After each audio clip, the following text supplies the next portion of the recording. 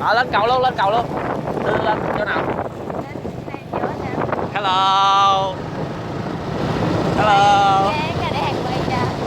Nè. Con chạm khủng nữa nè.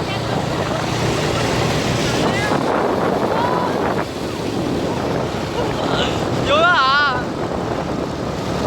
Má cầm gì chạy ghê lắm luôn á.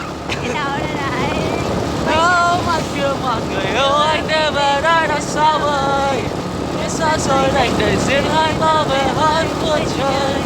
Có hỏi cho cậu người yêu anh mong rằng tiếng mình không rời. Để cái đường anh với anh không một đời không cách xa.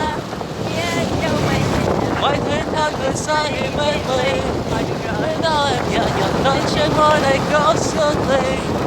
Hãy sẽ xin chẳng em cho anh là lối một bóng hình. Hãy đi dần trái tim này có gì tình mơ mơ. Để cho anh xa. Đây là camera hành trình. Chuyến đi ăn đám hỏi gì đó. Có cái con nhỏ gì phía sau nè. Mà nó đâu mất tiêu rồi.